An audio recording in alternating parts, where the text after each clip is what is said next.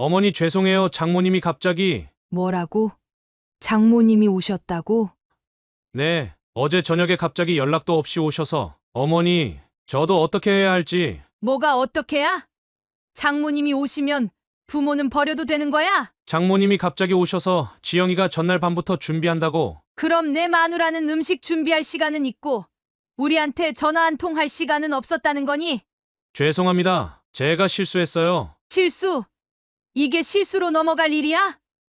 우리가 얼마나 기다렸는지 알아? 영하 15도에서 진순이까지 데리고. 정말 죄송해요, 어머니. 다음에 꼭. 다음은 무슨 다음? 이제 다시는 연락하지 마. 너희 장모님이나 잘 모시고 살아라. 사연을 듣고 난 후 각자의 의견을 댓글로 남겨주시기 바랍니다. 사소한 댓글이라도 사연자분에게 큰 힘이 될 수 있습니다.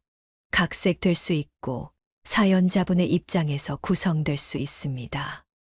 1970년대 후반의 대한민국은 급격한 산업화와 함께 교육열이 폭발적으로 치솟던 시기였습니다.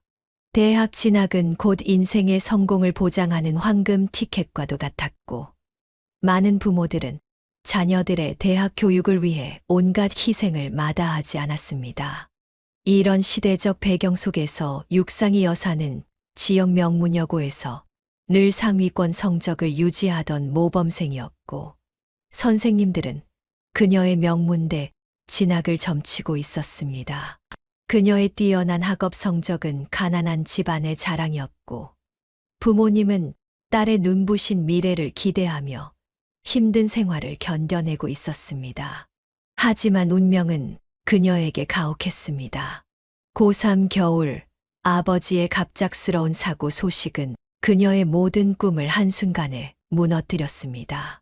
공장에서 일하시던 아버지는 기계 오작동으로 인한 사고로 그녀의 곁을 영원히 떠나셨고, 남겨진 가족들은 하루아침에 생계를 걱정해야 하는 상황에 처했습니다. 장이야, 미안하다 엄마가. 정말 미안해. 내가 얼마나 공부하고 싶어 했는지, 의사가 되고 싶어 했는지 다 알아. 하지만 엄마, 제가 알아서 할게요. 걱정하지 마세요. 어머니의 눈물 섞인 사과를 들으며 그녀는 차마 고개를 들 수 없었습니다. 가장의 빈자리는 곧 생활고로 이어졌고, 중학생, 초등학생인 동생들의 학비와 생계를 책임져야 했습니다. 그녀는 자신의 꿈을 접어두고 취업 전선에 뛰어들어야 했습니다. 담임 선생님을 찾아갔을 때의 기억은 아직도 선명했습니다. 선생님, 제가 대학은 못 가기로 했어요. 장이야, 그래도 내가 너같이 공부 잘하는 학생이 어떻게 선생님이 다른 방법을 알아볼게. 선생님, 감사합니다. 하지만 제 선택이에요. 동생들도 있고, 이제 제가 가장이에요. 우수한 학생이 대학 진학을 포기한다는 것은 당시로서는 충격적인 일이었습니다. 선생님들은 장학금을 알아보고 여러 가지 방안을 제시했지만 그녀는 묵묵히 자신의 선택을 밀고 나갔습니다. 취업 준비를 하면서도 그녀는 포기하지 않았습니다. 밤늦게까지 독학으로 영어와 회계를 공부했고, 낮에는 열심히 타자 연습을 했습니다. 도서관에서 빌린 참고서로 실무 지식을 쌓았고, 취업 정보를 얻기 위해 발로 뛰어다녔습니다. 그녀의 노력은 곧 결실을 맺어 대기업 격리부서에 취직할 수 있었습니다. 육상이 씨 자격증도 많고 성적도 좋으셨네요. 격리부 신입으로는 과분한 인재인데. 인사 담당자의 말에 그녀는 담담히 답했습니다. 열심히 하겠습니다. 기회를 주셔서 감사합니다. 비록 대학 진학의 꿈은 이루지 못했지만 그녀는 자신만의 방식으로 새로운 길을 개척해 나갔습니다. 퇴근 후에도 그녀는 배움에 대한 갈증을 채우기 위해 독서실을 다녔습니다. 주말이면 도서관에서 의학 서적을 찾아 읽었고, 때로는 혼자서 울기도 했습니다. 자신이 의사가 되어 환자들을 치료하는 모습을 상상하며 한숨을 쉴 때도 있었습니다. 직장에서 그녀의 성실함과 꾸준한 자기 개발은 곧 인정받기 시작했습니다. 입사 2년 만에 주임으로 승진했고 부서의 핵심 인재로 자리 잡았습니다. 동료들은 그녀의 열정에 감탄했습니다. 상희 씨, 정말 대단해요. 어떻게 이렇게 열심히 사나요? 퇴근하고도 공부하고.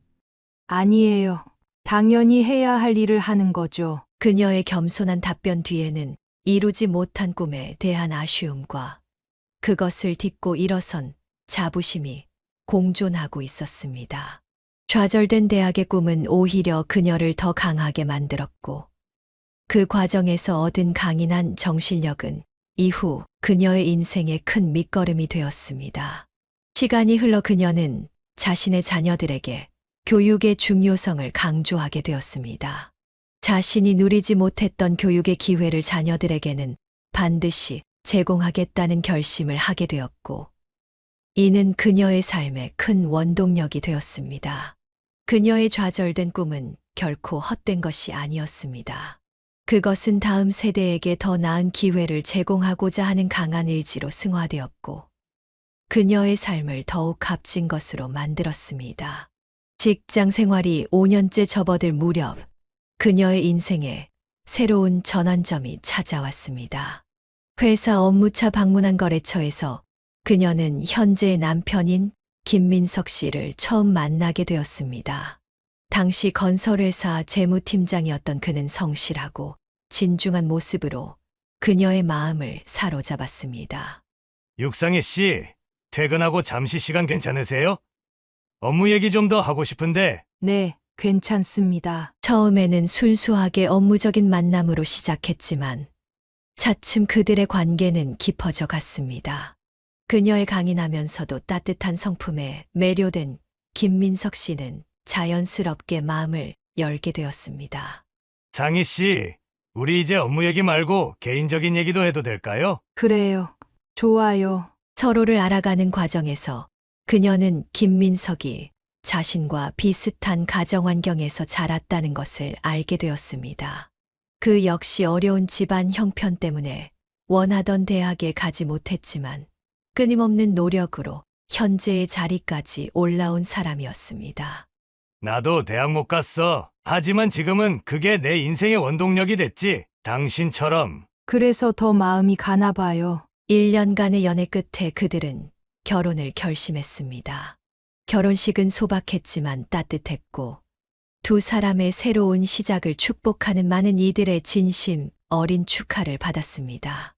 여보, 우리 앞으로 서로 의지하면서 잘 살자. 그래, 힘들어도 함께하면 다 이겨낼 수 있을 거야. 결혼 후 그들은 작은 전세 아파트에서 새 삶을 시작했습니다.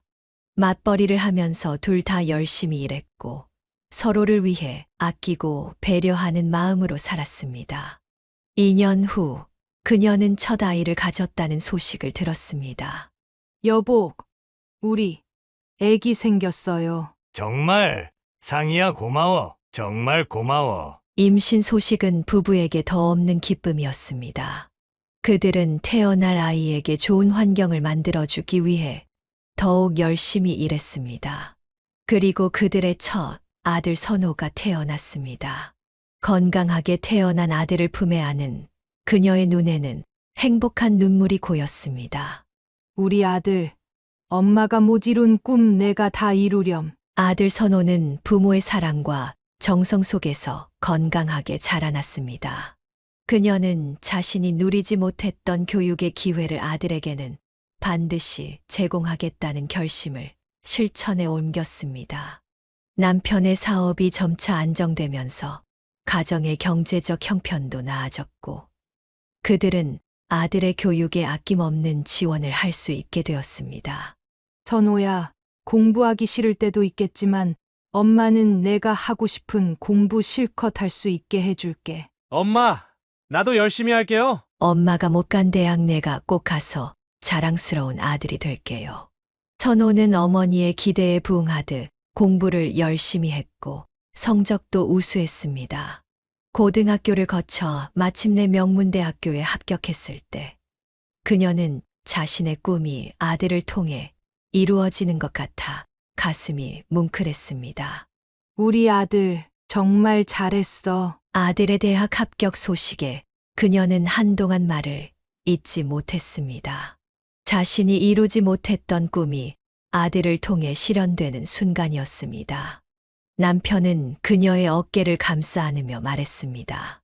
여보, 당신의 꿈이 이제 선호를 통해 이뤄진 거야. 그렇게 그녀의 좌절된 꿈은 다음 세대를 통해 새롭게 피어났습니다.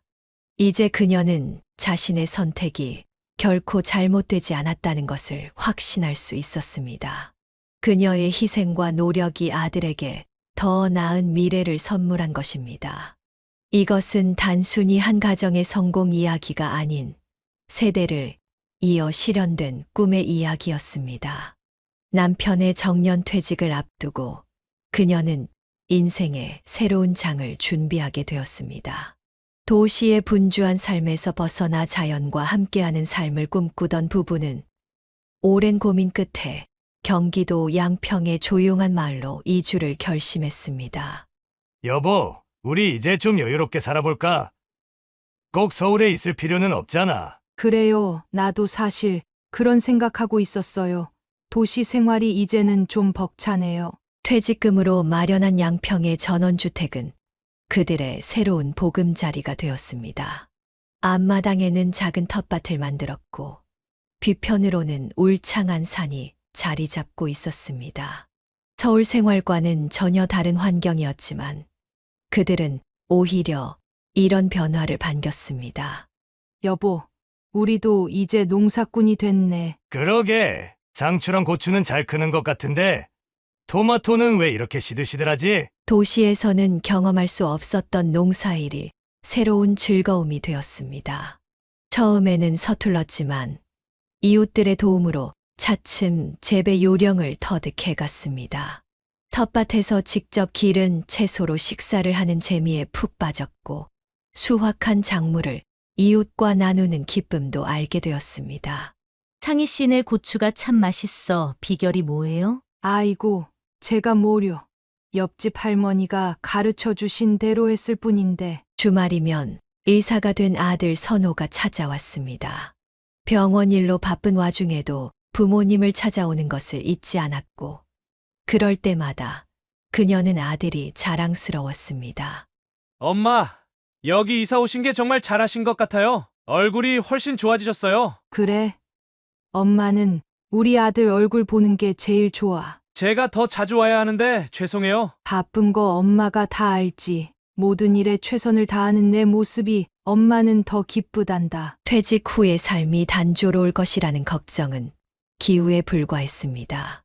그녀는 마을 주민들과 함께하는 활동에도 적극적으로 참여했습니다. 마을 도서관에서 아이들에게 책을 읽어주는 봉사활동을 하기도 하고 부녀회 활동을 통해 마을 축제를 준비하는 일도 거들었습니다. 유 여사님, 우리 마을에 오셔서 정말 좋아요. 젊으신데도 마을 일에 이렇게 열심히 참여하시고. 제가 더 감사하죠. 이렇게 좋은 이웃들과 함께 살 수 있어서 행복해요. 도시의 삶이 그리워질 때도 있었지만 그녀는 이 조용한 마을에서의 생활이 더없이 행복했습니다. 매일 아침 새소리에 눈을 뜨고 저녁이면 반딧불이 반짝이는 정원에서 남편과 차 한 잔을 나누는 소소한 일상이 소중했습니다.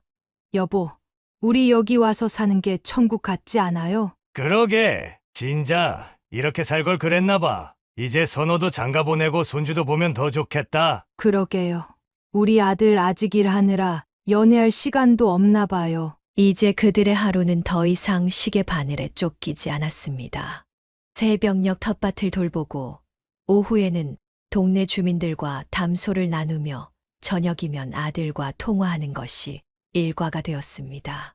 바쁜 도시 생활에서는 미처 발견하지 못했던 삶의 여유와 기쁨을 발견하게 된 것입니다. 계절이 바뀔 때마다 마을의 풍경도 달라졌고 그 변화를 지켜보는 것만으로도 그들은 행복했습니다.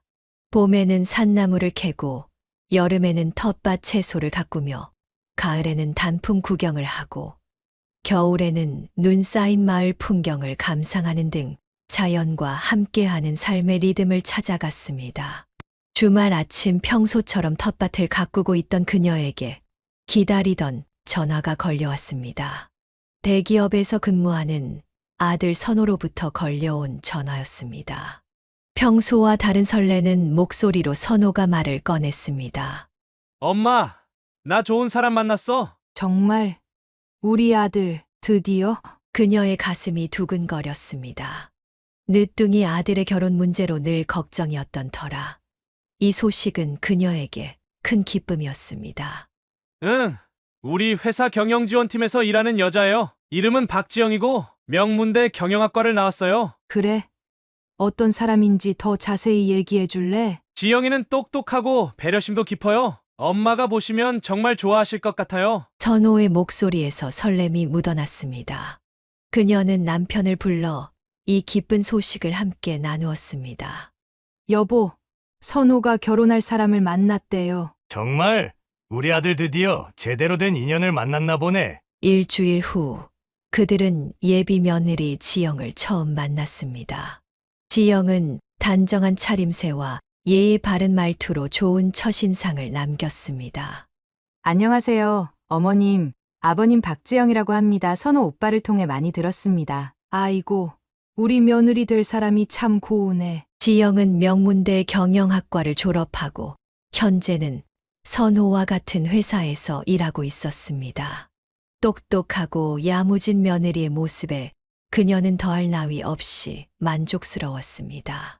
어머님, 제가 비록 요리는 서툴지만 열심히 배우고 있어요. 다음에 올 때는 제가 직접 만든 음식 가져올게요. 아이고, 그런 걱정은 하지 마. 내가 우리 선호랑 잘 지내주는 게 더 중요해. 식사를 마친 후 그녀는 지영과 단둘이 이야기를 나눌 기회를 가졌습니다.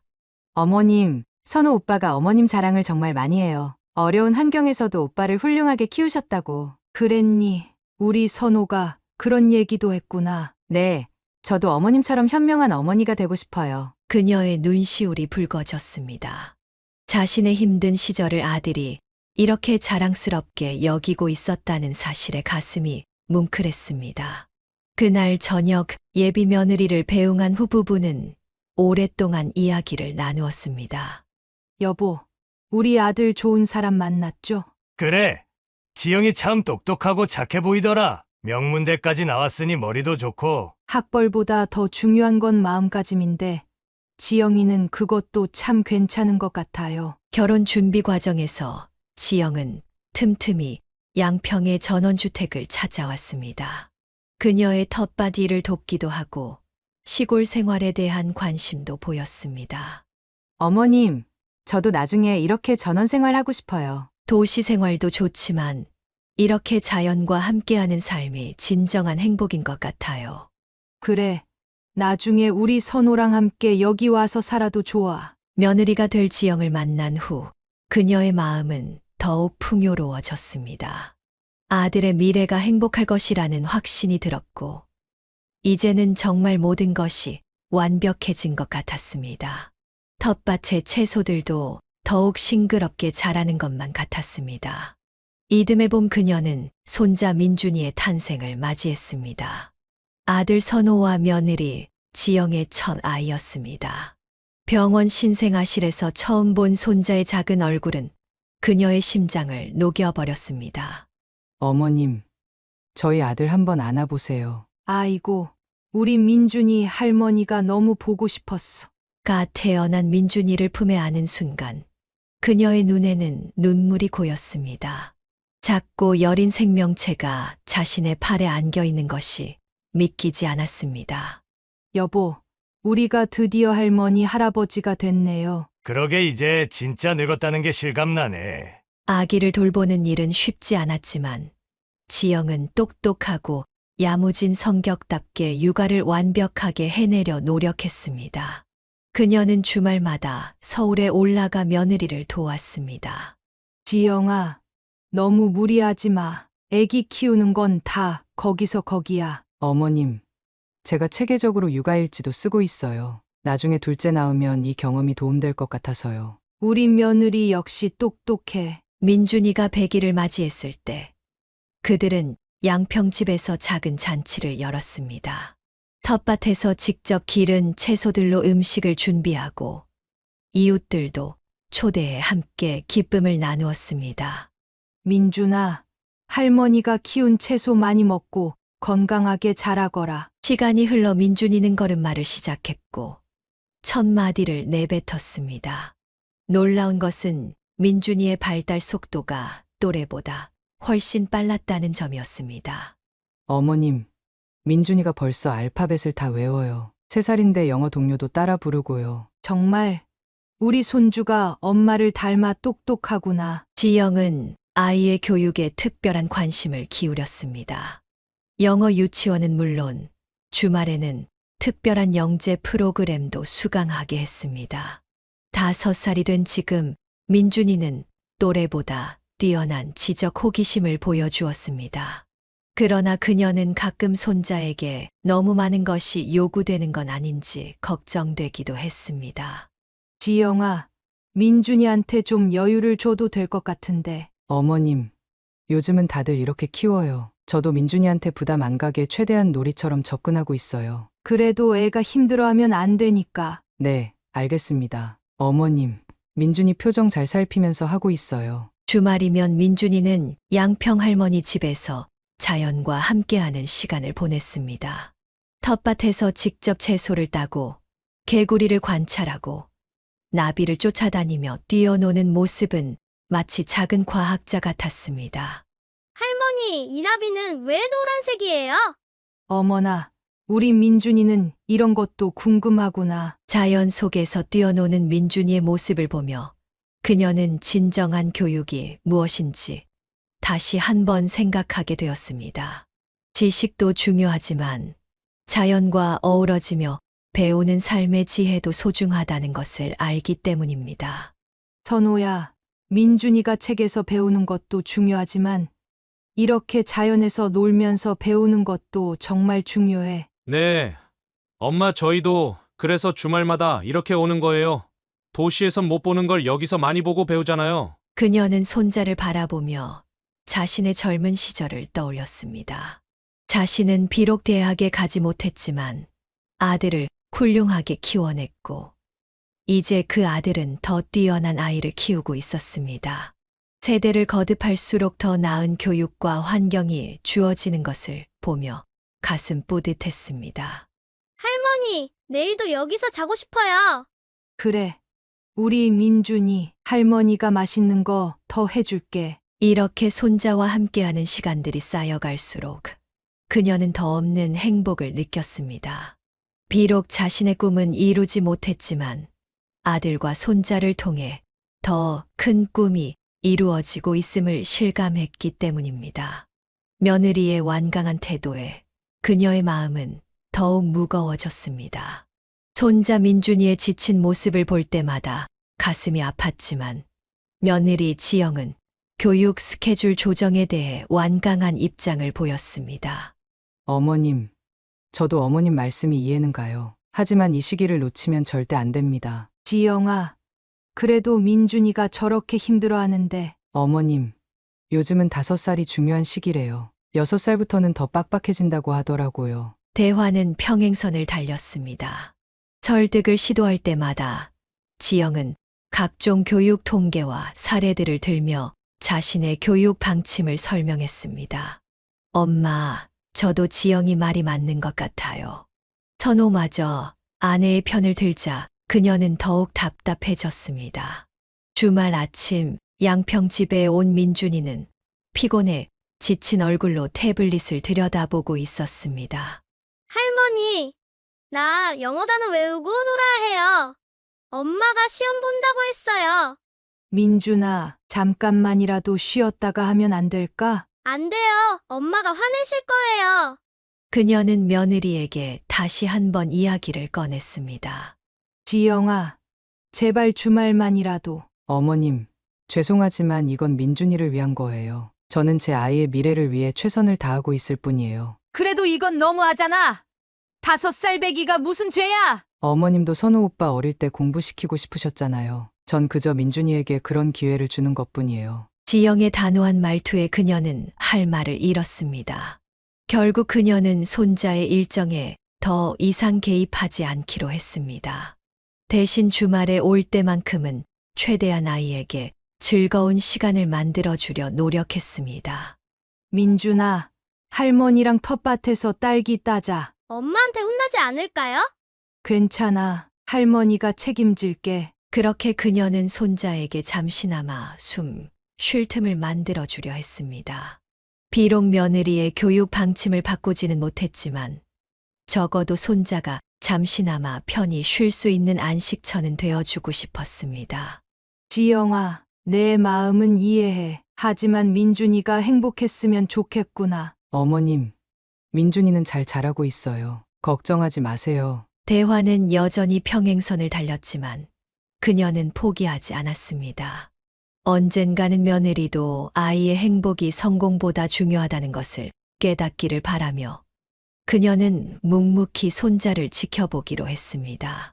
겨울날 매서운 칼바람이 양평의 전원주택을 휘감고 있었습니다. 그녀는 아침 일찍부터 부엌에서 손자가 좋아하는 호박죽을 끓이고 있었습니다. 아들 가족이 온다는 생각에 마음이 설렜습니다. 여보, 진순이 밥은 주셨어요? 그럼 아까 줬지. 오늘 민준이 온다고 하니까 꼬리를 막 흔들더라고. 진순이는 3년 전부터 그들과 함께 지내는 진돗개였습니다. 처음에는 마당을 지키라고 데려온 강아지였지만 이제는 가족 같은 존재가 되었습니다. 특히 민준이는 진순이를 너무나 좋아했습니다. 정오가 조금 지났을 때 현관 밖에서 차 소리가 들렸습니다. 진순이가 가장 먼저 반응했습니다. 할머니, 할아버지, 진순아. 차에서 내린 민준이는 가방도 내려놓지 않은 채 진순이에게 달려갔습니다. 진순이도 꼬리를 흔들며 민준이를 반겼습니다. 어머님, 추운데 고생하셨죠? 아니야. 우리 손자 보러 오는데 무슨 고생이야. 지영은 여전히 손에 태블릿을 들고 있었고 가방에서는 학습지가 삐죽 나와 있었습니다. 그녀는 못 본 척 시선을 돌렸습니다. 민준아, 할머니가 호박죽 끓여놨어. 들어와서 먹자. 잠깐만요. 진순이랑 좀만 더 놀다 가요. 추운 날씨에도 민준이는 진순이와 마당을 뛰어다녔습니다. 그 모습을 보며 지영이 걱정스러운 목소리로 말했습니다. 민준아, 감기 걸리겠다. 이제 들어와서 공부하자. 엄마, 조금만 더요. 네. 지영아, 오늘 하루는 좀 쉬게 해주면 어떨까? 어차피 주말인데. 그녀가 조심스럽게 말을 꺼냈습니다. 지영은 잠시 망설이다가 고개를 끄덕였습니다. 알겠어요. 하지만 저녁에는 꼭 영어 단어는 외워야 해요. 민준이의 얼굴이 환하게 밝아졌습니다. 오랜만에 보는 해맑은 웃음이었습니다. 할머니, 진순이랑 산책 가도 돼요? 그래. 할머니가 같이 가줄까? 마당을 지나 뒷산으로 이어지는 산책로를 따라 그들은 천천히 걸었습니다. 진순이는 앞장서서 길을 안내했고 민준이는 신이 나서 뛰어다녔습니다. 할머니 봄에는 여기 꽃이 피나요? 그럼 봄이 되면 진달래랑 개나리가 예쁘게 피지. 우와, 그때도 와도 돼요? 당연하지. 우리 민준이가 오고 싶을 때 언제든 와. 저녁이 되자 그녀는 손수 만든 반찬들로 저녁 식사를 차렸습니다. 텃밭에서 직접 기른 무로 담근 깍두기, 된장찌개, 그리고 민준이가 좋아하는 동그랑땡까지. 할머니 음식이 제일 맛있어요. 식사를 마친 후 민준이는 약속대로 영어 단어를 외웠습니다. 하지만 이번에는 평소와 달랐습니다. 진순이가 옆에 누워 있었고 창밖으로 보이는 달빛이 그들을 비추고 있었습니다. 엄마 다 외웠어요. 이제 진순이랑 놀아도 돼요? 지영은 아들의 달라진 모습에 놀란 듯 했습니다. 평소보다 더 빨리, 더 정확하게 단어를 외운 것입니다. 밤이 되자 민준이는 진순이가 있는 거실에서 자겠다고 졸랐습니다. 결국 거실에 이불을 깔고 진순이와 함께 누웠습니다. 할머니, 내일도 여기서 자도 돼요? 그래. 내일도 우리 민준이랑 진순이랑 여기서 자자. 잠들기 전 민준이는 진순이를 꼭 껴안은 채 속삭였습니다. 진순아, 너무 좋아. 내일도 같이 놀자. 그렇게 겨울밤은 깊어갔고 할머니 집의 포근한 온기는 계속되었습니다. 내일이 오면 또 어떤 일들이 벌어질지 그녀는 기대에 부풀었습니다. 다음 날 아침 새소리와 함께 하루가 시작되었습니다. 그녀는 일찍 일어나 민준이가 좋아하는 팥죽을 끓이고 있었습니다. 그때 거실에서 날카로운 목소리가 들렸습니다. 민준아, 얼른 일어나서 숙제부터 하자. 어제 하나도 안 했잖아. 엄마, 조금만 더 자고 싶어요. 안 돼. 일어나. 할머니 집에 왔다고 공부를 이럴 순 없지. 그녀는 부엌일을 멈추고 거실로 나왔습니다. 민준이는 진순이를 베고 잠든 채였고 지영은 아이의 이불을 걷어내고 있었습니다.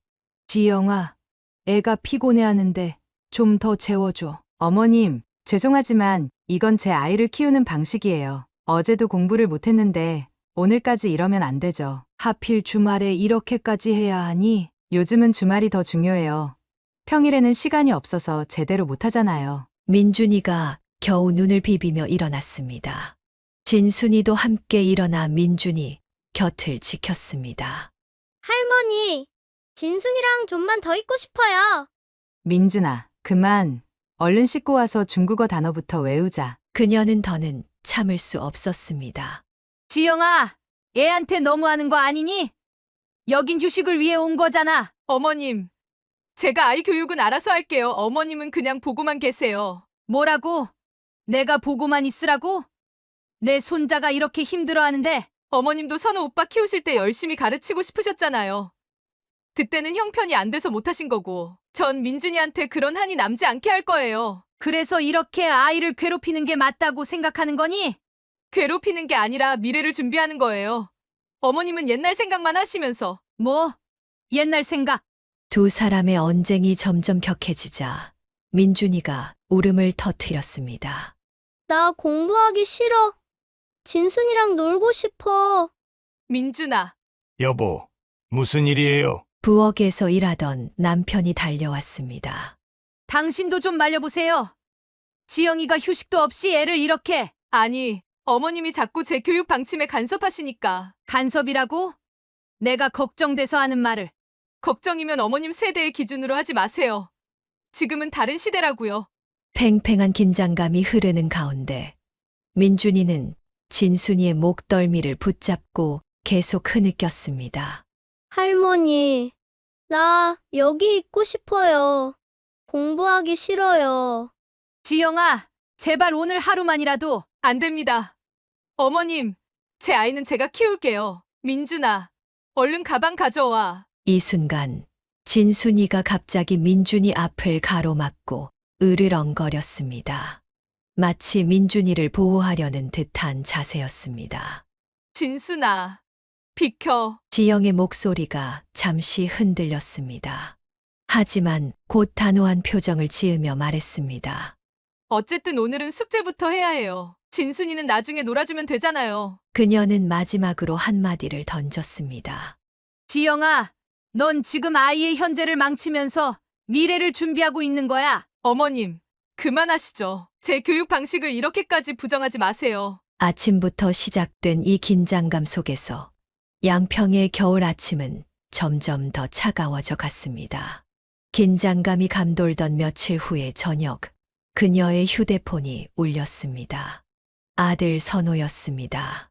아침부터 시작된 작은 떨림이 저녁 내내 이어져 왔던 그녀의 마음은 아들의 발신번호를 보는 순간 더욱 크게 요동쳤습니다. 어머니, 저예요. 그래. 우리 아들 무슨 일이니? 저번에 일, 죄송해요. 어머니 마음도 이해가 되고, 지영이 마음도 이해가 돼서, 제가 중간에서 너무 아무것도 하지 못했네요. 선호의 목소리에는 미안함이 가득했습니다. 그녀도 마음이 무거웠습니다. 며느리와의 갈등 속에서 아들을 난처하게 만들었다는 생각에 자책감이 들었습니다.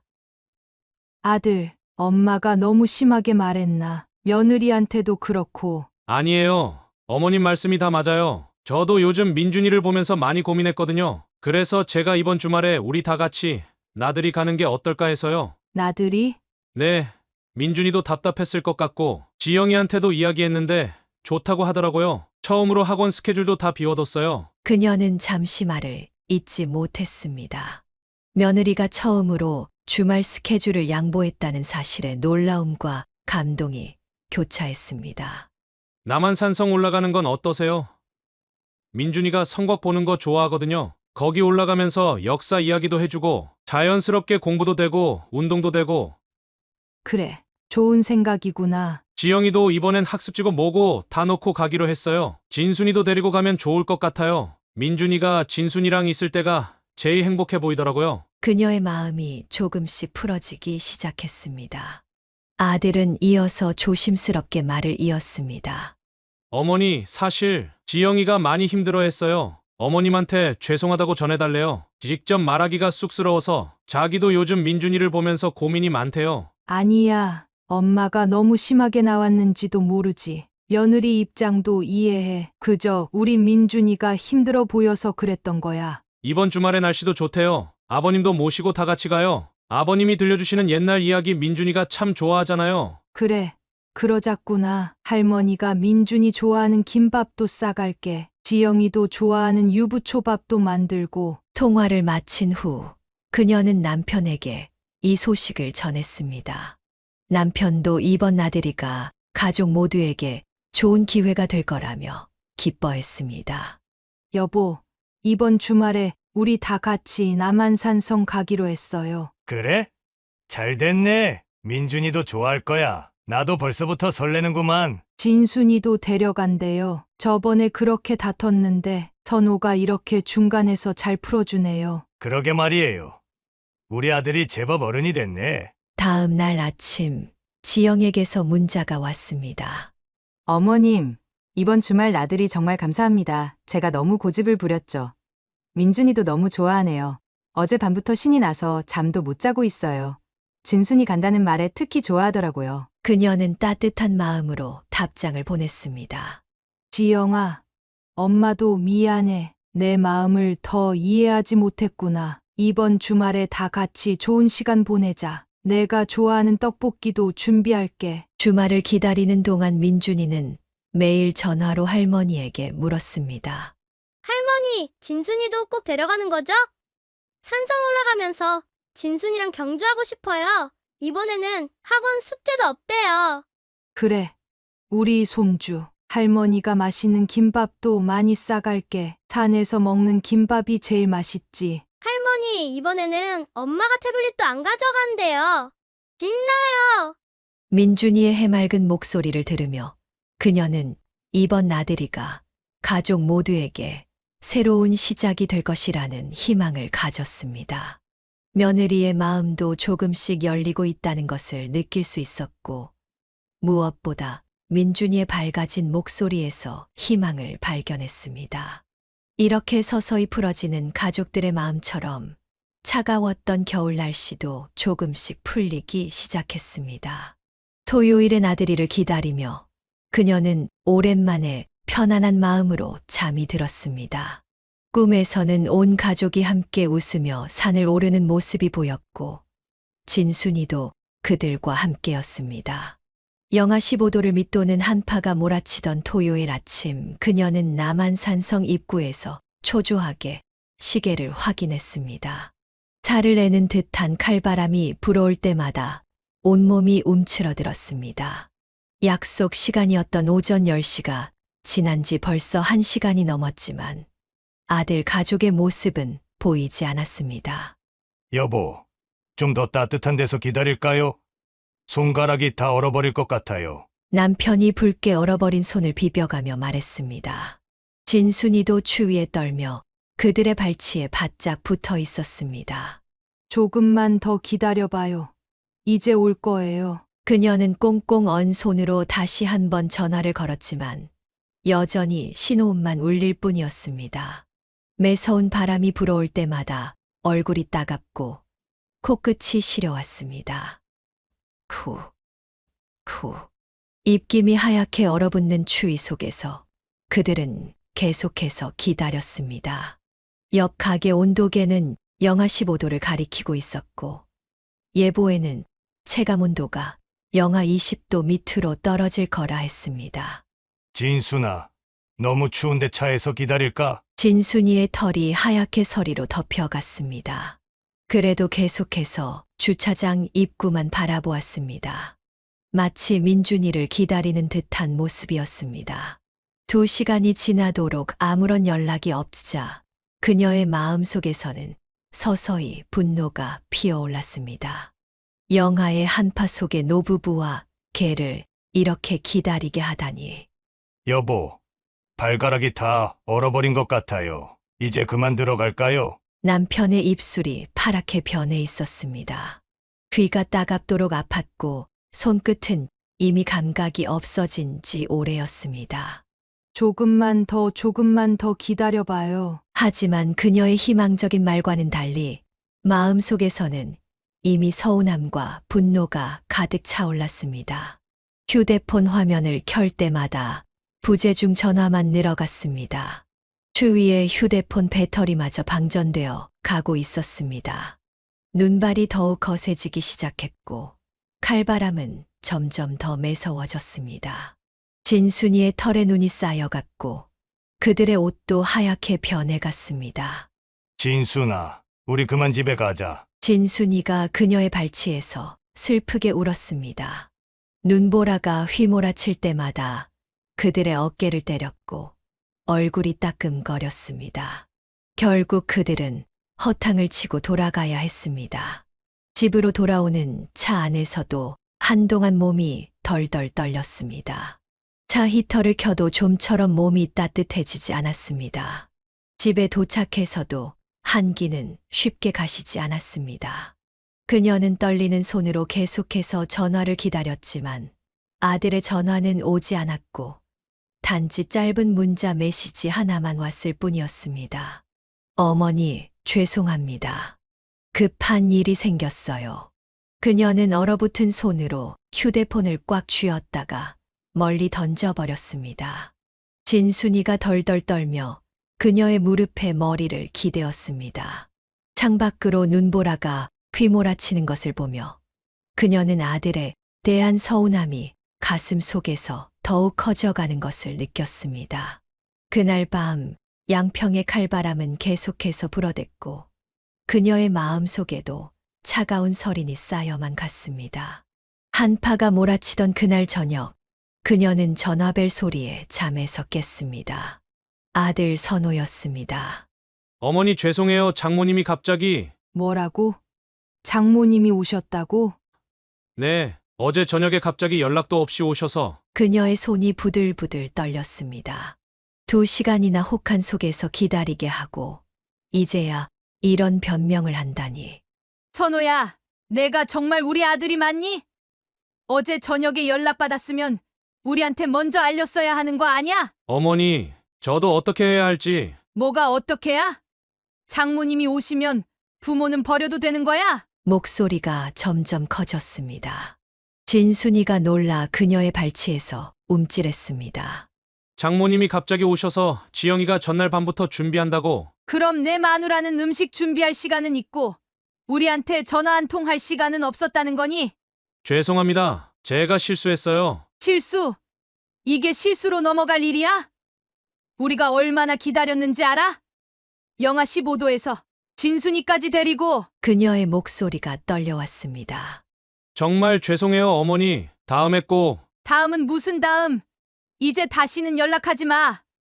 너희 장모님이나 잘 모시고 살아라. 전화를 끊고 나서야 그녀는 참았던 눈물을 터뜨렸습니다. 진순이가 그녀의 무릎에 머리를 기대며 낑낑거렸습니다. 잠시 후 지영에게서 문자가 왔습니다. 어머님, 죄송합니다. 제 어머님이 갑자기 오셔서 저희도 당황했어요. 민준이도 많이 속상해하네요. 그녀는 문자를 읽자마자 삭제해버렸습니다. 민준이가 속상해한다고 그들이 얼마나 속이 상했는지는 모르는 걸까요? 밤이 깊어가는데도 잠은 오지 않았습니다. 창밖으로 눈보라가 휘몰아치는 소리가 그녀의 마음을 더욱 시리게 만들었습니다. 진순아, 너도 민준이 보고 싶지? 진순이가 슬픈 눈으로 그녀를 바라보았습니다. 새벽녘 또다시 문자가 왔습니다. 어머님, 장모님께서도 많이 죄송해하세요. 다음에 꼭 찾아뵙고 사과드리겠습니다. 그녀는 비웃음이 나왔습니다. 장모님은 죄송해 하신다고. 그런데 왜 직접 전화 한 통 없는 걸까요? 아들은 이제 장모님 말 한마디에 친부모와의 약속도 저버리는 사람이 되어버린 걸까요? 내가 우리 선호를 어떻게 키웠다고. 이제는 장모님이 더 소중하니. 아침이 밝아올 때까지 그녀는 뜬 눈으로 밤을 지새웠습니다. 마당에 쌓인 눈이 아침 햇살에 반짝였지만 그녀의 마음속 서림은 좀처럼 녹지 않았습니다. 선호에게서 걸려오는 전화도 지영이 보내는 문자도 더 이상 받지 않기로 했습니다. 그들의 변명이, 사과가 이제는 의미가 없어 보였습니다. 단 한 번의 성의 없는 사과로 이 배신감이 치유될 것 같지 않았기 때문입니다. 진순아, 이제 우리끼리만 살자. 다시는 저런 약속 같은 건 잡지 말자. 진순이가 그녀의 발치에 웅크리고 누워 작은 신음을 냈습니다. 마치 그녀의 마음을 이해한다는 듯이 말입니다. 그렇게 하루가 저물어갔고 차가운 겨울바람은 계속해서 그녀의 마음을 후벼 팠습니다. 이제 그녀에게는 진순이와 보내는 시간만이 위안이 되었습니다. 아내에게서 모든 이야기를 들은 남편의 얼굴이 점점 일그러졌습니다. 40년을 넘게 온화한 성격을 유지해왔던 남편이었지만 이번만큼은 달랐습니다. 여보, 전화기 좀 주세요. 당신 설마. 이제는 내가 나서야겠소. 도대체 얼마나 버릇없이 굴길래? 떨리는 손으로 전화를 든 남편은 아들의 번호를 눌렀습니다. 몇 번의 신호음이 울린 후 선호가 전화를 받았습니다. 아버지, 너 지금 당장 집으로 와라. 네? 아버지, 지금은 장모님이. 장모님이 뭐가 그리 중요해서 친부모는 이 추위에 2시간이나 세워두고. 처음 듣는 아버지의 격양된 목소리에 선호가 당황한 듯 했습니다. 너 그동안 내가 너한테 얼마나 지원했는지 알기나 하니? 내 집 대출금 이자만 해도 매달 150만 원씩 내가 대주고 있잖아. 아버지, 그게. 조용히 해. 내 말 끝날 때까지 듣기나 해. 너희 차도 내가 사줬고 민준이 영어 유치원비도 내가 매달 보태주고 있는데 이제는 장모님 앞에서는 꼬리 살살 치면서 친부모는 무시해도 된다 이거지? 조화기 너머로 선호의 숨소리만 들렸습니다. 이제부터 너한테 가는 돈 한 푼도 없다. 내 집 대출금도 알아서 해결해. 장모님한테 가서 도움 받아보던가. 아버지, 제발 그러지 마세요. 대출금을 너 그동안 우리가 얼마나 도와줬는지 장모님한테 말씀드려봤니? 아니면 장모님 앞에서는 내가 다 해결하는 것처럼 으스대고 있구나. 아버지, 그건 아니에요. 됐다. 이제 와서 변명하지 마라. 너희 집 등기부등본에 내 이름이 올라가 있는 것도 창피하다. 내일 당장 법무사 사무실 가서 내 앞으로 바꿔. 아버지, 제발요. 저희가 잘못했습니다. 잘못은 무슨. 너는 이미 우리 아들이 아니야. 장모님 아들이나 잘하고 살아라. 전화를 끄는 남편의 손이 부들부들 떨리고 있었습니다. 그녀는 처음 보는 남편의 모습의 말을 잊지 못했습니다. 여보, 당신도 말리지 마시오. 이번만큼은 가만두지 않겠소. 잠시 후 선호에게서 문자가 왔습니다. 아버지, 정말 죄송합니다.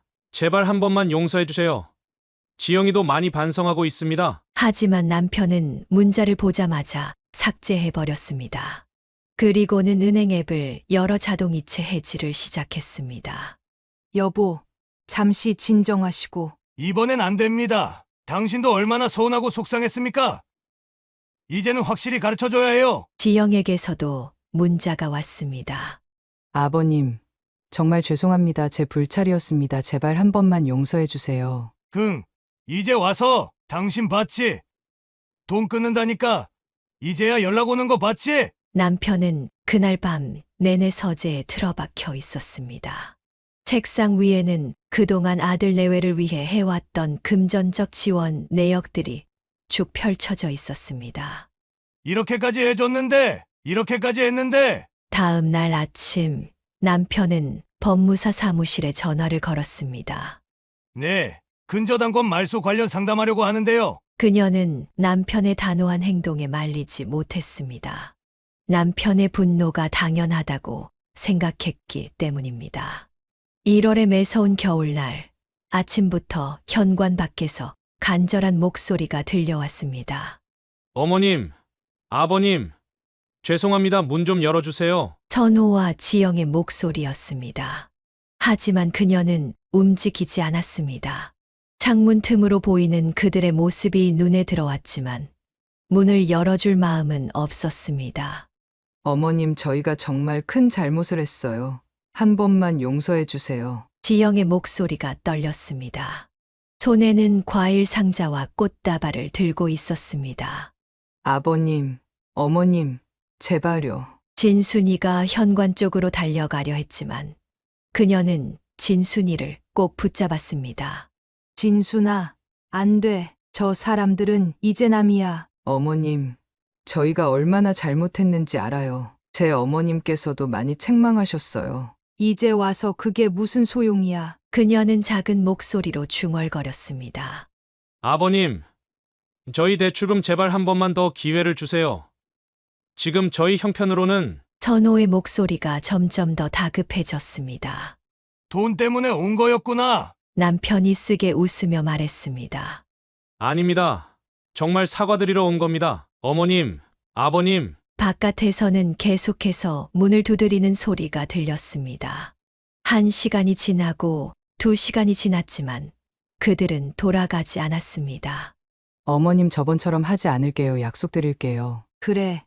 또 장모님 오시면 우리 버리고. 그녀가 작게 중얼거렸습니다. 진순이가 그녀의 발치에서 낑낑거렸습니다. 아버님, 저 이제 정신 차렸습니다. 제발. 하지만 대답은 돌아오지 않았습니다. 창밖에는 눈이 조금씩 내리기 시작했고 그들의 어깨에도 하얀 눈이 쌓여갔습니다. 어머님, 민준이가 할머니가 보고 싶다고 많이 울었어요. 지영의 말에 그녀의 마음이 살짝 흔들렸습니다. 하지만 곧 그날의 기억이 떠올랐습니다. 영하의 추위 속에서 2시간을 기다린 그 참담했던 순간들. 이제 가거라. 너희들 다 필요 없다. 그녀가 마침내 입을 열었습니다. 어머님. 가라고. 너희들 때문에 얼마나 지치는 줄 알아? 어머님, 아버님 문 좀 열어주세요. 현관 밖에서 들리는 애원하는 목소리에 그녀는 냉정하게 중얼거렸습니다. 우리가 얼마나 기다렸는지 이제 너희가 느껴봐야지. 1시간이 지났을 때 지영의 기침 소리가 들리기 시작했습니다. 어머님, 제발요. 너무 추워서 못 견디겠어요. 그날 우리는 2시간을 꼬박 기다렸어. 아직 1시간이나 남았네. 1시간 30분이 지날 무렵 지영의 목소리가 달라지기 시작했습니다. 어머님, 이제 그만하세요.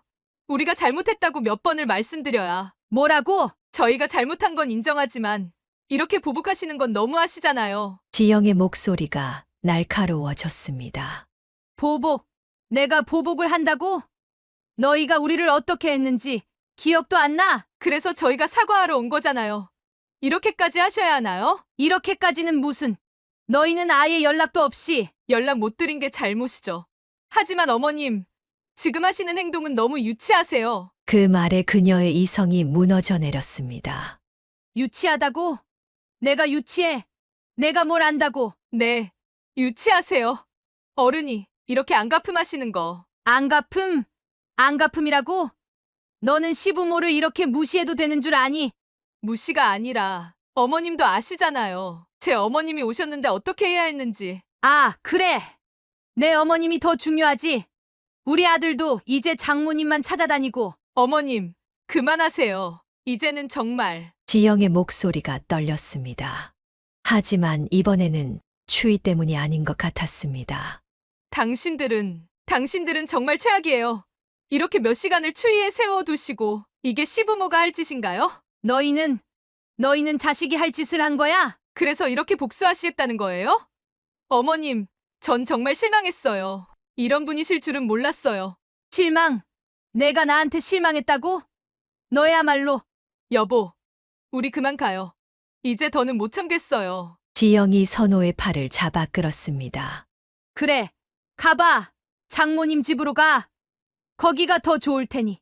네, 가겠습니다. 이제 다시는 안 올게요. 어머님이 이런 분이신 줄은 정말 몰랐어요. 뭐? 이런 분이라니. 너야말로. 저희가 잘못했다고 빌고 또 빌었잖아요.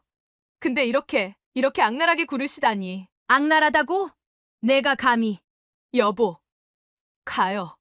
이제 진짜 못 있겠어요. 어머님, 저희 다시는 안 올 테니 걱정 마세요. 분노로 가득 찬 지영의 목소리가 겨울바람을 뚫고 들려왔습니다. 악랄하다고? 내가 감히. 시어머니에게. 그녀는 부엌으로 향했습니다. 아침부터 끓여두었던 된장국이 아직도 뜨겁게 끓고 있었습니다. 이성적인 판단이 사라진 순간이었습니다. 어머님, 당신들이 이렇게 나오시니까 저희가. 지영의 날선 목소리가 그녀의 마지막 이성마저 무너뜨렸습니다.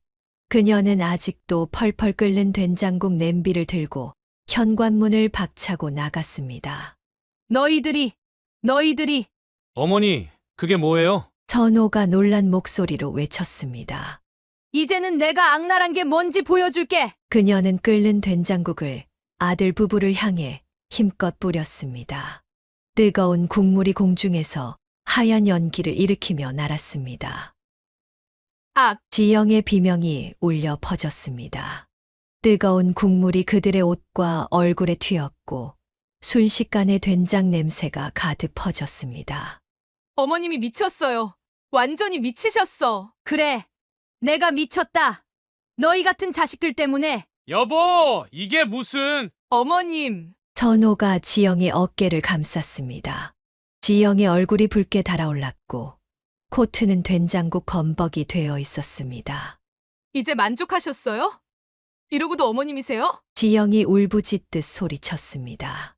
너희가 날 이렇게 만든 거야. 이제 느껴봐. 우리가 얼마나 가슴이 뜨거웠는지. 당신 정말 최악이에요. 이제 정말 끝이에요. 지영이 소리치며 주저앉았습니다. 뜨거운 국물에 데인 자국이 그녀의 얼굴과 목덜미에 선명하게 남아 있었습니다. 여보, 병원부터 가야겠어. 그래. 가봐. 이제 다시는 오지 마. 이게 우리 집 마지막 된장국이다. 그녀는 냄비째 나머지 된장국을 땅바닥에 내던졌습니다. 뜨거운 국물이 눈 위에서 하얀 증기를 일으키며 녹아들었습니다.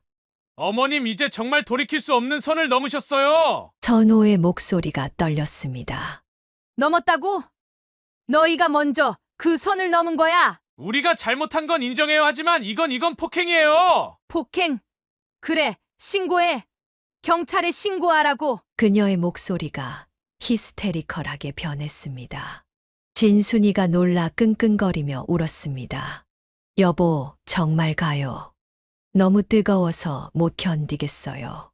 지영이 울면서 말했습니다. 그녀의 얼굴과 목의 화상, 자국이 점점 더 선명해져 갔습니다. 그래. 가.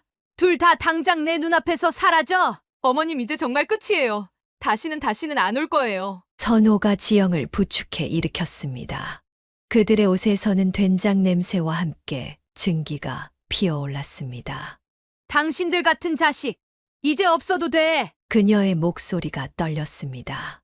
이제야 자신이 저지른 일의 심각성을 깨닫기 시작한 것 같았지만 이미 늦었습니다. 아들 부부는 비틀거리며 주차된 차를 향해 걸어갔습니다. 그들의 뒷모습을 보며 그녀는 주저앉아 버렸습니다. 진순이가 그녀의 곁으로 다가와 낑낑거렸습니다. 다 끝났네. 이제 정말 다 끝났어. 눈발이 거세게 휘몰아치는 가운데 차가 서서히 멀어져 갔습니다. 남겨진 된장국 자국과 발자국들이 하얀 눈으로 천천히 덮여갔습니다. 된장국 사건 이후 반년이 넘는 시간이 흘렀지만 그녀의 휴대폰에는 형식적인 문자만이 쌓여갔습니다. 어머님, 이번 주에도 찾아뵐까 합니다. 매주 같은 요일, 같은 시간에 오는 기계적인 문자. 진정성 없는 말들이 그녀의 마음을 더욱 아프게 했습니다. 지영이는 어떻게 지내니? 보고 싶은 마음에 한 번 물어봤지만 돌아온 답변은 차가웠습니다. 아직도 많이 화가 나 있어서요. 저도 어쩔 수가 없네요. 그렇게 또 한 달이 지났습니다. 선호는 혼자서 두어 번 찾아왔지만 그저 현관 앞에 서서 형식적인 인사만 하다 갔습니다. 어머님, 민준이가 할머니를 보고 싶어 해서요. 그런 말도 내가 시키는 거니? 그녀의 날카로운 말에 선호는 대답하지 못했습니다. 내 마누라는 아직도 나를 용서 못하겠다고? 그게 지영이가 됐다. 너희 둘 다 진심으로 화해할 생각이 없는 것 같구나. 매번 찾아올 때마다 지영의 얼굴에 남은 화상 자국 때문이라고만 하는 선호. 하지만 그녀는 알고 있었습니다. 그것은 핑계일 뿐이라는 것을. 어머님, 이번 주말에도 그만해라. 이런 식의 형식적인 사과는 필요 없다. 양평의 여름은 유난히도 무더웠습니다. 그녀는 마당에 물을 뿌리며 한숨을 내쉬었습니다. 진순이는 여전히 대문 앞에서 누군가를 기다리는 듯한 모습을 보였습니다. 지영이는 정말 한 번도 오고 싶다는 말을 안 하니? 선호의 침묵이 모든 것을 말해 주었습니다. 시간은 흘러갔지만 관계는 제자리였습니다. 형식적인 문자와 의미 없는 방문, 그리고 여전히 굳게 닫힌 며느리의 마음. 진정한 화해는 멀기만 했습니다. 할머니가 보고 싶다고? 그런 말을 하면서 너희는 정작 진심으로 이 관계를 회복하고 싶은 마음이 있기는 한 거니? 그녀의 물음에 선호는 또다시 침묵했습니다.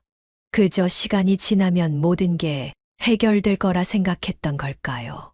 하지만 시간은 오히려 그들의 관계를 더욱 서늘하게 만들어갔습니다. 어느 여름 또다시 현관 앞에 선호가 서 있었습니다. 매번 그랬듯 형식적인 인사와 준비해온 듯한 사과의 말들을 늘어놓았습니다. 어머님, 이번에는 꼭 한 번만 봐주세요. 그녀는 창문 틈으로 아들을 바라보았습니다. 땀에 젖은 와이셔츠, 대충 맨 넥타이, 그리고 손에는 또다시 비싼 과일 상자. 그의 모든 것이 성의 없어 보였습니다. 여보, 이제 그만 문 열어주시죠. 남편이 한숨을 쉬며 말했습니다. 안 돼요. 저 아이 지금도 지영이 등 뒤에 숨어서 이러는 거예요. 자기 마누라 눈치 보느라. 어머님, 제발요. 선호야, 그녀가 마침내 입을 열었습니다. 네, 어머님. 내가 진정으로 사과하러 온 게 맞니? 네. 그럼요, 당연히. 그럼 지영이도 이 사과에 동의하고 있는 거니? 순간 선호의 얼굴이 굳었습니다. 그게 지영이는 아직 역시나 넌 아직도 양다리야. 어머니한테 잘 보이고 싶은 마음, 마누라 눈치 보는 마음, 그 어느 쪽도 진심이 아니구나. 어머님, 그건 아니에요. 전 정말로 며느리는 아직도 나를 용서할 생각이 없다며. 그런데 왜 너만 여기 와서 이러는 거니? 선호의 입에서는 더 이상 말이 나오지 않았습니다.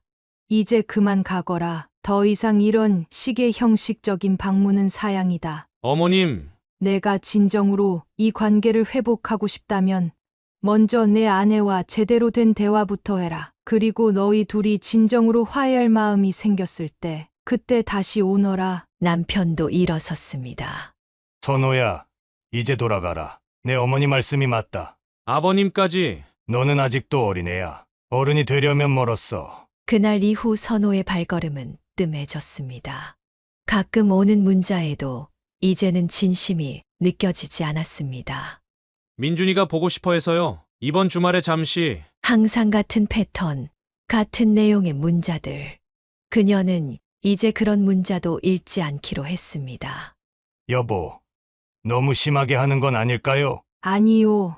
이게 맞아요. 저 아이가 진정한 뉘우침을 알기 전까지는. 마당에 진순이가 무언가를 느꼈는지 슬프게 울었습니다. 하지만 이제는 대문 앞을 서성이지도 않았습니다. 진순아, 너도 알았구나. 저 아이들의 진심 없는 마음을. 가을 바람이 불어오기 시작했고 그녀의 마음은 그 바람처럼 차갑게 식어갔습니다. 이제는 더 이상 기다리지 않기로 했습니다. 진정성 없는 사과보다는 차라리 이대로의 단절이 나았습니다. 겨울이 다시 찾아왔습니다. 1년 전 그날의 기억이 마치 어제 일처럼 선명했습니다. 된장국 사건 이후 수없이 받았던 형식적인 사과와 면목 없다는 말들. 그러나 그 어떤 말에도 진심이 느껴지지 않았습니다. 여보, 오늘따라 왜 이렇게 한숨을 쉬어요? 남편이 걱정스러운 눈빛으로 물었습니다. 작년 이맘때가 생각나서요. 창밖으로 눈이 조금씩 내리기 시작했습니다. 마당에서 진순이가 눈을 맞으며 서성거렸습니다. 어머님, 새해 복 많이 받으세요. 새해가 되자 선호에게서 또다시 형식적인 문자가 왔습니다. 내용도 시간도 모두 예측 가능한 그런 메시지였습니다. 그녀는 휴대폰을 내려놓았습니다. 이제는 정말 지쳤어요. 그녀의 목소리가 떨렸습니다. 내 자식이 이럴 수가 있나요? 마누라 눈치 보느라 이렇게 위선적으로 굴다니. 창밖의 눈은 계속해서 내렸고 그녀의 마음속 상처는 점점 더 깊어만 갔습니다. 이제는 슬픔조차 느껴지지 않았습니다. 진순아, 우리끼리라도 행복하게 살자. 진순이가 그녀의 무릎에 머리를 기대었습니다. 창밖으로 보이는 하얀 눈처럼 그녀의 마음도 차갑게 얼어붙어 갔습니다. 시간은 계속해서 흘러갈 것이고 아마도 선호는 앞으로도 가끔씩 형식적인 연락을 해올 것입니다. 하지만 이제 그녀는 더 이상 기대하지 않기로 했습니다. 자식이 뱉은 진심 없는 말들이, 위선적인 행동들이 그녀의 마음을 조각조각 부숴놓았기 때문입니다. 이제 정말 끝이구나. 양평의 하얀 눈이 계속해서 내렸고 그 차가운 침묵 속에서 그녀의 마지막 희망마저 서서히 녹아 사라져갔습니다. 사연을 듣고 댓글을 남겨주시기 바랍니다. 사소한 의견일지라도 사연자분에게는 큰 힘이 됩니다. 노골적인 악성 댓글은 사연자분에게 상처가 될 수 있으니 삼가주시기 바랍니다.